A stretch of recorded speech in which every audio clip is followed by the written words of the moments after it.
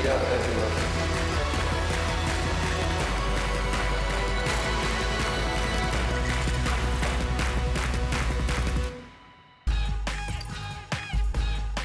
everybody and welcome to PGL at the end of this LEC summer semifinal. I'm Frosk, joined here by Sjokz.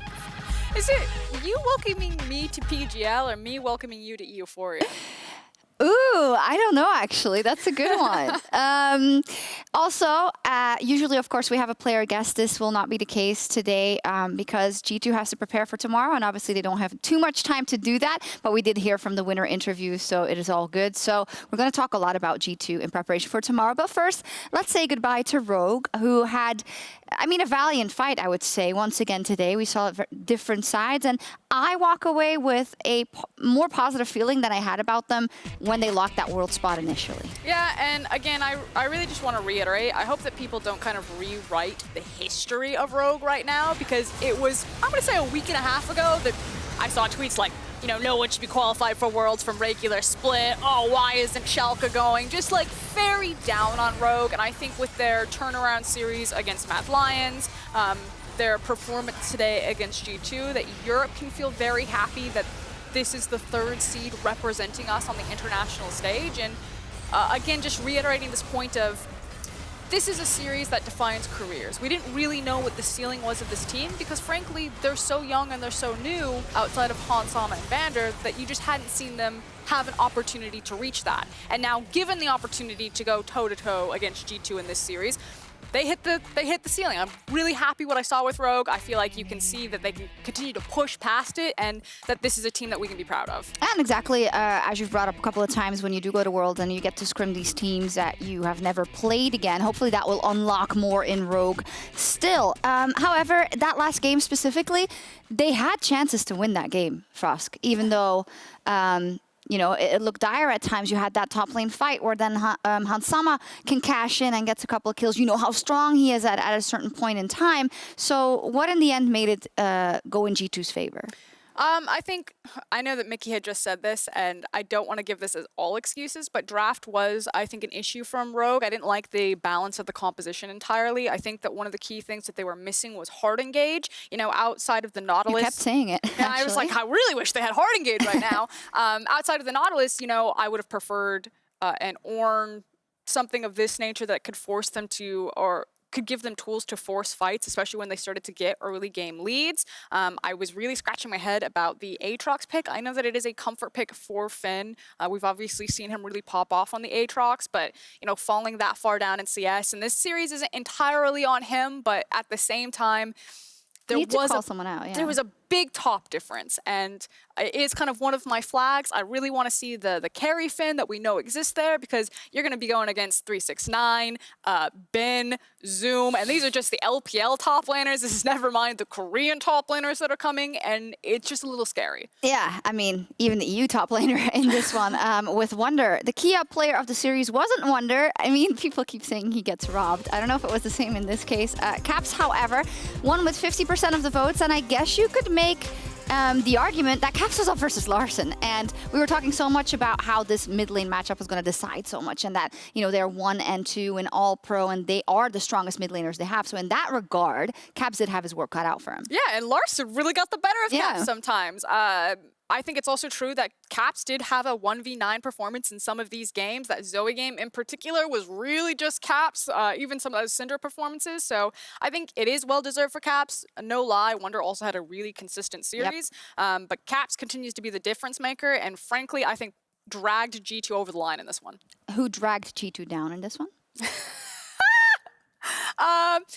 Sorry. I would say the bot lane and the jungle were having some issues there. You know, if they want to say that that's draft or the execution of the draft, like, I get it and I agree. I think the draft adjustments that G2 made over the series were better, but also there were some critical thinking errors here. This was, you know, G2 forcing fights when they absolutely did not need to, making bad rotations, taking bad trades. I think the epitome of that top lane fight that we just saw in the last game where Caps isn't even there and they decide to go in for it anyway, I'm just like, why?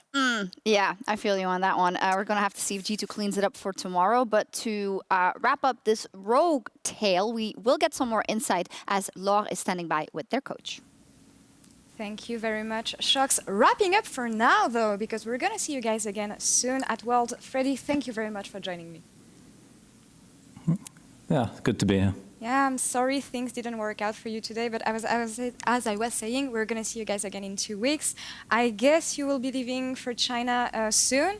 I want to talk about the prep that you guys are going to go through to be ready in China. So first, how do the players feel about going there so early because of the sanitary situation we have? And honestly, I think the players are really happy to go there early because the earlier we go, the faster we can start scrimming like the Chinese teams, see what it's all about, and just get the experience, right, to play against the best. And for us, moving forward, the players, Worlds it is a big growth experience for them still, right? So really happy to like go to Worlds as soon as possible. Yeah, we're so happy to see you guys there. I mean, we're looking forward to see Rogue at Worlds. And I want to know, who are you going to bring there? Is it going to be the whole staff, or are you leaving some people behind because you have to focus on minimal stuff? I don't know how this works for you guys. Yeah, I mean, we're bringing kind of all the essential stuff. We're missing 2 staff members, which is a bit sad, right? But it's just the way the situation is that we have to do that. All the like coaching and performance-related people will be there, present. All right. And you, do you have a schedule, something planned to get ready for Worlds? Like I know I've been talking a lot to Ismail about what he's been doing with Rogue this year. Are you going to continue on with the same approach, or is it different now that you're going to face other teams in another setup? No, I think we continue on the same approach, like what worked for us. Like, obviously, we have to find ways to deal with this kind of 2-week period where we can't all be together. So I think every team is going to be preparing something to keep the guys like together and hanging out, obviously like online. But yeah, I mean, we will continue on all our routines and stuff that we've been doing, and yeah, everything that's been working for us, right? All right, I have a couple more questions for you. First, we're starting to have a majority of teams who will be at Worlds this year. We have most of the Chinese team, a lot of Korean teams. Who are the players looking forward to facing here, and who are you also excited to meet? I mean, I'm not as sure about the individual players that my team wants to face, right? But I think in general, we just really want to play the teams from LPL because I mean, it's just like so exciting to play like other regions, right? And the different styles, there's like a lot of style clashes going on. So, and for me personally, I want to like experience how their kind of drafting style is a bit different from Europe. Yeah, just the LPL teams really. All right, well, I'm so looking forward to see you guys there. Thank you very much, Freddie, for the interview, and best of luck at Worlds. Thank you. And back to you, Sjokz and Frogs. Merci beaucoup, Laura. Très bien fait. We're just, we know it's Laure. It's an inside joke and might not come across. Anyway, Frosk. Yes. Yeah, you wanted to react to the interview. Yeah, so we had Perks on E4 this week. By the way, check that one out. And we were talking about preparing for quarantine and going into it. And Perks was very adamant that he was like, I gotta, you know, like, I'm mentally prepared for it. I've been through it before, so I feel like I'm ready. He was considering upgrading a room because he's like, I'm gonna be stuck in that room for 2 weeks. Fair game. Exactly. I need a lot of space. It is something to always think about, that when you have really young, inexperienced rosters like the Mad Lions and Rogue, you know, you either take them into a situation like we have with Worlds where they go into quarantine, they go into the bubble system, and they absolutely thrive because all they want to do is sit down and play League of Legends, experience the other teams, and be excited to be there. Or you have a situation where you put them into a really high-stress environment, because it is probably the most important tournament, although not necessarily a lot of stress on their, or expectations on their shoulders outside of what they want to accomplish. And you just grind them out, and they're not mentally prepared for it. And it kind of goes one way or the other. And it is hard to kind of track that human element of it, but it is something to also watch. Like, I think that there's so much that Mad Lions and Rogue can learn and gain from Worlds. I love international tournaments for that reason, but I am a little bit afraid, and I do hope that the orgs really take care of their players and really, you know, make them comfortable in what is a a very extreme situation. I mean, I totally agree. I hope they will. You're bringing it up, but I've seen it firsthand at international tournaments. I've lived through it. Yeah, but the LPL teams, for instance, who bring in the massagers and the food specialists and make sure that their players are as comfortable as they could most possibly be. So I hope that other teams do the same, especially because this is going to be such a mentally straining and different situation, even with the added pressure of kind of, you know, the quarantine and all that. So you're very right to call that out, and we will see. We're not done here, though, yet in Europe. Tomorrow, we will have G2 facing Fnatic. Rogue finished third in the LEC summer season. That does also mean that they go into Worlds as the third seed, and Mad Lions the fourth. And G2 and Fnatic duke it out for the trophy and for first seed. I know, everyone is shocked. No one saw this What? coming. Very big. No, in all seriousness, like, credit to the riders. We had some really great twists and turns this split. You know, Mad Lions, Don't Rogue, feed the trolls, dude. I'll say this. G2 do not look great right now. Fnatic didn't look great coming into playoffs and now have suddenly really found their form.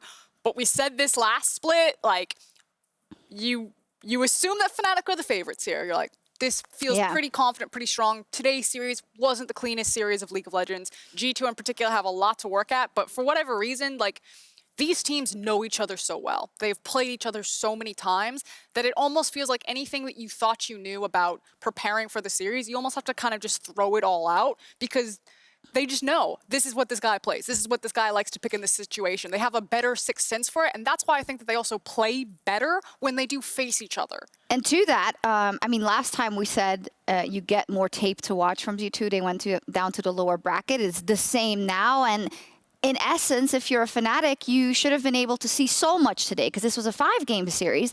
We saw a lot of different sides, but do you think we saw G2 being pushed in the terms of it limiting their inventiveness tomorrow to a point where it's going to hinder them, or do you think G2 is going to be just fine? I think if you're Fnatic, the best tape that you take away from this is G2's draft priorities and kind of what they're leaning on and what's happening. And you can try to punish there. I feel like Fnatic, it's weird because they have a more flexible draft in some positions and then they don't in others. And that's kind of what it'll always come down to, that both teams have kind of like clear defined strengths and weaknesses. Current form, though, I think Fnatic should be favorites. But as we always say, you never know, and you have to just assume that both teams will just come swinging and punching and kicking and screaming throughout the entire series. I just hope it's not a 3-0. I just don't want a 3-0. No, I don't want a 3-0 either, because like in spring we were like, is this the best possible form that both teams have been in at the same time when they face each other? And it was such a stomp that it tilted Fnatic for the whole of summer until a couple of weeks ago. Wouldn't that just feel like the most classic, just like BS thing, though? If we have like all these 5-game series, it goes all the way, and then the final comes around, it's like 3-0, like, see you, good night. No, it won't be. Okay, Frosk, I can feel it. It won't be. Tomorrow, Fnatic and G2, they're going to face off at 5 p.m. CEST. There will also be a 1-hour ready check before that and a bunch of other cool stuff. I'll fill you in just a second. It is a rematch from the spring finals. Yeah, you're saying that Fnatic is the favorite in your regard. I mean, just look at that. Cavs versus Reckless. The storyline of kind of the old team is like a dead horse that's been beaten over the head with a... But it was really interesting. We were actually like trying to reimagine that dead horse narrative of like the pillars of Europe, because it felt like the rivalry really was dead. You know, before we had that best of 5 that Fnatic walked away with, that it wasn't close, especially not for 2020. And I was kind of thinking like, okay, well, what is the important story here? Because I know that people like joke about it and say like, oh, narrativitis, like, oh, all they talk about is narrative. Frosk. Exactly. But it's like, it is really important. Personally, I think the difference between, LeBlanc versus Morgana is nothing compared to Faker's undefeated LeBlanc versus the Faker Slayer Pawns Morgana in Game 5, where they, you know, like, that matters. And for this rivalry and matchup, whatever you want to call it, the greatest thing is the prestige of both these teams, specifically Fnatic as well. If you want to be the best player in Europe, kind of in any position, at some point you will have to have worn 1 or 2 of these jerseys. And it kind of almost reminds me of like the Rocks Tigers in a sense. And obviously newer viewers won't really know that team, but it's just like, it all came together, and the players that walked through with those jerseys went on to do incredible, amazing things. And just think about how many players have worn a Fnatic or a G2 jersey and what they've gone on to do, not just in Europe, but also in North America. And the collective championships. Exactly. And then come back. The collective championships that they have. And I think that's what's still really exciting, even if you don't necessarily believe in the G2 Fnatic rivalry, which the fans always do. They love beating each other. But just the prestige of seeing these teams, the fact that you throw a rock and anywhere you hit, you're going to hit an incredible player. Yeah, exactly, and an incredible matchup. And I know it's one of those where I know that a lot of, if you're not a fan of G2 and Fnatic, you're like, oh, this again? But I think regardless of that, you have to give, the credit and the respect to what these teams are just continually able to do. And that's why they end up versus each other. We're going to move on in just a second. But one matchup I want to get your take on before we get into tomorrow is today. This match between Rogue and G2 got so much spicier because of Caps versus Larssen and the level that Larssen was able to play at. How do you think that's going to look with Nemesis versus Caps tomorrow? I still don't think Nemesis is in the form that we saw him previously and at Worlds. Because that's the thing, Nemesis didn't have a great year, but we know that he can be a great player. He showed up against some of the best competition. He solo killed FLICKR twice. This guy can play. But it just isn't there right now. That said, I don't think it really matters in the current way that Fnatic are playing. And I think Nemesis is doing his job to the team. And he doesn't have to be a Larssen. Larssen's responsibility to Rogue is that he must carry. He is the big power for them, whereas that's not Nemesis' responsibility. So it's kind of like comparing apples to oranges. But I do hope to see, obviously, both teams in best form. I just want good League of Legends. What I hate is when one team plays okay and the other team plays worse. And I'm like, come on, guys. Let's just both play good and one team plays better. And that very rarely happens. But usually when these two teams face, that does happen. Well, let's hope so. Let's see if we see that tomorrow. Usually we take a PGL selfie, and we're still going to do it today. We have no players, but it's just going to be me and Frox. Are we walking? Me and Frox. No, just right here, I think is fine, because we're not. Actually, they can be in the background, I guess. Okay. Yeah, they can be. Oh, yeah, Reckless, can you guys just Can you move to the left or the right? All right, here we go. Nice. Tradition honored. That was all from us here in Berlin, but across the Atlantic, rather. Team Liquid and TSM are clashing on the Rift, and we will be back tomorrow for the last day of the LEC 2020 season and a whole day of stuff before that. Go check the schedule, but we'll see you tomorrow. Let's go, Broxa!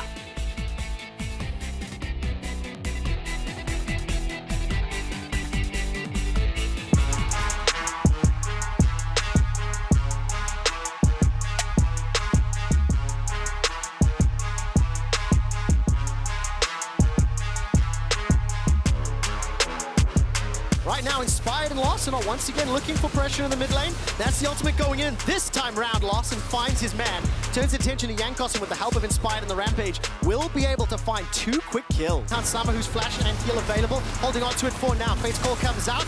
There goes Larssen on the back. Inspired manages to get the fear down and send Perks packing.